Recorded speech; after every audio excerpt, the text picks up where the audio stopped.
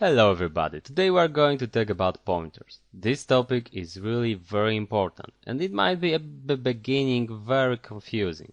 And be like, hey, why do I need pointers? Don't worry, next lessons will show the usage of pointers. Look, right now we can create variables that can store numbers, strings, floating point numbers, but we still have one more value that we don't know how to store. This value is called address of variable. So when I have, for example, variable int var and it equals 5, that variable has an address that we can get by using the ampersand. The ampersand and after it the label of variable will give us as a result the address of variable, right? Okay, and now we need a variable that could store addresses. It is really a very important thing to know how to do that. You will notice the usage of that, something like that in next lesson, so don't worry. But right now we need to learn how to create something like that. And to create something like that, we are using the type that we want to point to, and then the asterisk, then the name of our variable, we call it p from pointer, and then the semicolon. This variable here can point, it means that it can store as a value the address of variable that the type is integer, okay? So for example, we can store that address here, right? We can do something like p equals address of variable. I can compile it, and as you can see, everything worked fine. Now we can send to the output, for example, p. And you will notice that both of the things the same, right? Both results are the same. So now we know how to store as a value address. So pointers are ordinary variables that can store address of variable, addresses of variables, right? Okay, now let's see how to get a value, but just by having the address. So here we have an address and here we have an address, right? If I want to get the value under the address, I can use something like that. The asterisk sign. The star, right? Here I can do the same. And now you will notice that we got in both cases the same value. And now you might be a bit confused, because here is asterisk and here is asterisk. The asterisk that is preceded by a type is used to just inform. That asterisk here is just used to inform about that this variable is a pointer. So it is a variable that can point to address of another variable, right? Okay. This asterisk here, that asterisk here, is used to retrieve, get value from indicated pointed area in our memory, so address, right? This guy here is not preceded by a type, okay? Remember about the differences, because they are really important. Okay. Imagine that this thing here is some kind of area of our memory, of our program. And right now it's free. When I do something like that, and I compile my program, I am reserving 4 bytes of memory, because I need 4 bytes for integer, right? Okay. And then, when I do something like that, I am reserving memory for a pointer somewhere. So for example, that place here. And then, when I do something like that, so I'm assign to P the address, I am doing something like that. So that guy here is pointing here. Okay. We can also assign the address in one line, right? Like that. So we can just comment that guy here and it will work also fine. As you can see, everything works fine. Okay. So as you can see, that thing, that notation, is giving the same result as that notation, right? Okay. So it means that we can change the value that is under the address just by using the pointer. Like that. For example, I will assign here now 20, and now I will send to the output the value of var, and then I will send to the output the value by using the asterisk and the pointer. Let's do something like that, so it will be easier to read.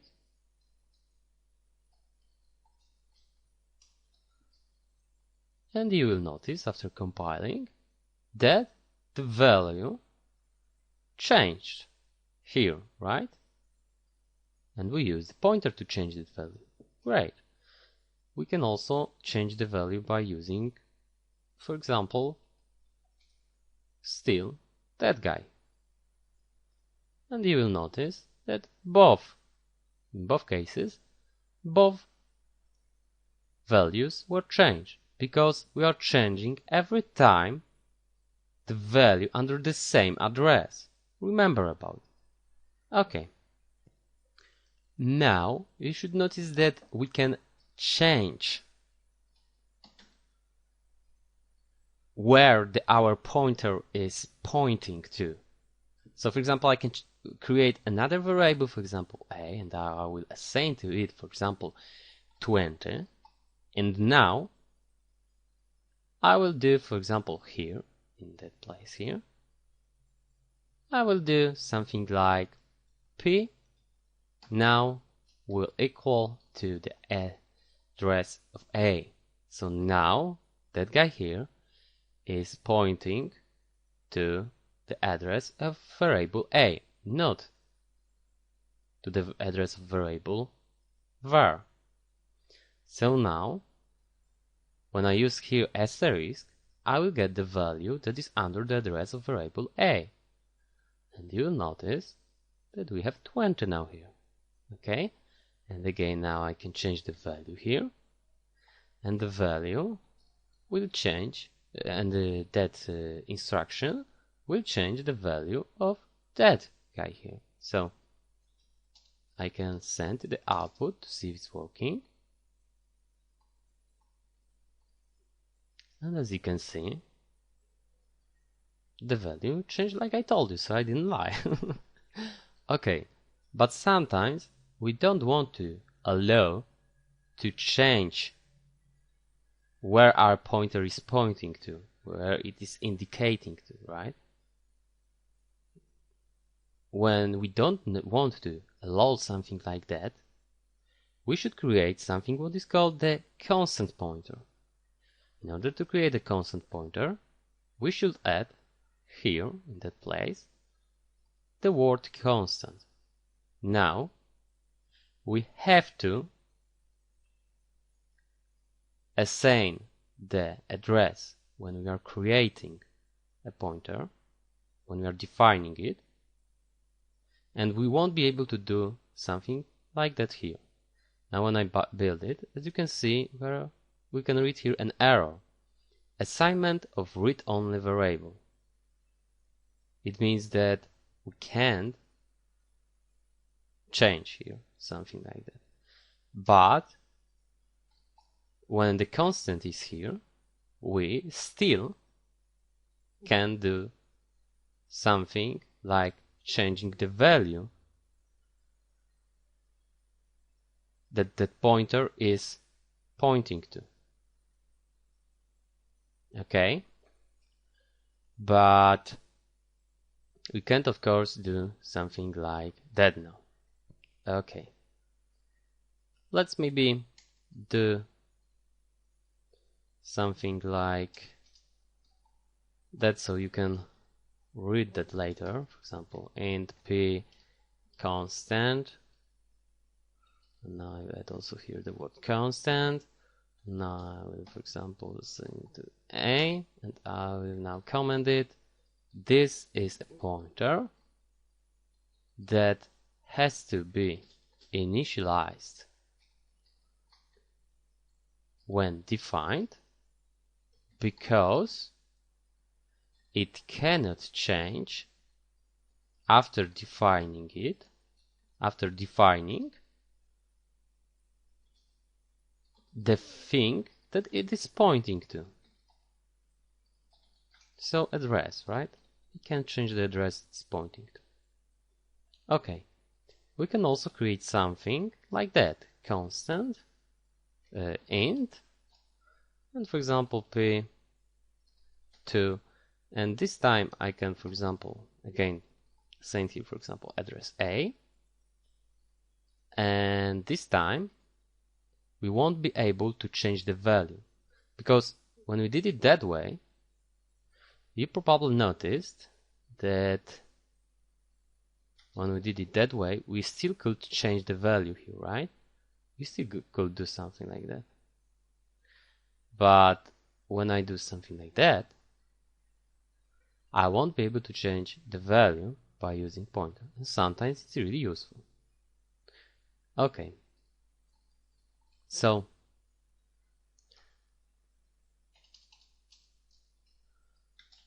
this is a pointer that cannot change the value that it is pointing to. Well, the value that is under address it is pointing to, right?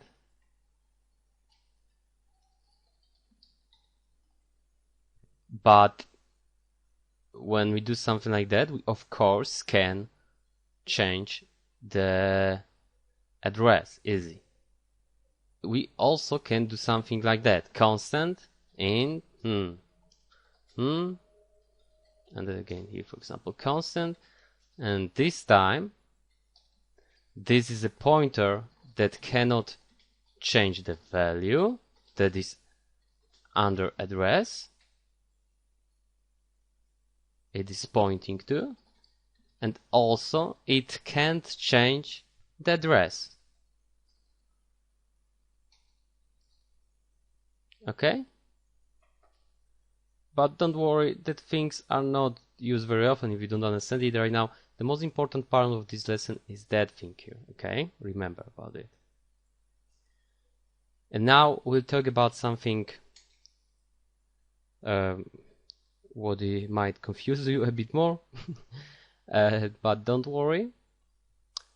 Well, look, that see here in our situation is our pointer, right? And as you can see, it is also somewhere in our memory. And it means that we also need a variable that could store address of our pointer. Yes, the pointer also has an address. Exactly. Wow, now it's getting a bit more confusing, right? Don't worry. Bit and run. And now, let's do something like that. Integer, ordinary variable, right? And I will say to it, for example, that. Now I will create an ordinary pointer that will take the address of that guy here, right? And now I will send to the output the ordinary value var variable. And now I will send to the output the pointer. So this thing is address, right? As a result, that thing is integer value. And we also can send something like that. And this thing is what? This thing is integer value from pointed place. So in our situation, this ordinary variable, so it will be the same value as here. And now something new will send to the output the address of pointer itself, because it also has an address, right? Remember about it. Oh, and we can also send to the output the address of ordinary variable. And as you can see, ordinary variable is 10, the asterisk ordinary pointer is 10, so as I told you, everything is working fine. The address of ordinary variable is the same as address of ordinary pointer because they are pointing to the same place right now, right? And now, as you can see, the address of ordinary pointer is different because it has also address itself. Okay, so it means that we can create something that could store also address of a pointer. Yes, and this thing looks like that, integer. And now, we are creating now here two asterisks. And now we can call it, for example, a pointer pointing to address of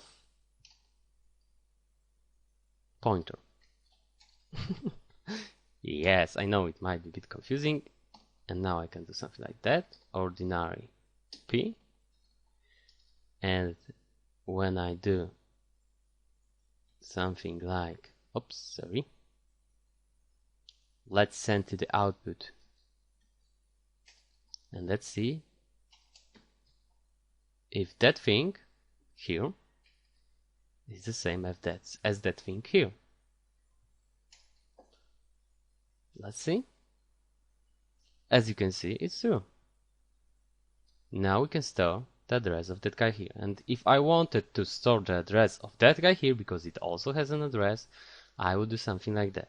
But don't worry, situations like that are very, very, very rare. Okay? So, okay, that's all in that lesson. In next lessons, we'll talk about usage of that guys here. Yeah, I know it's confusing. Don't worry.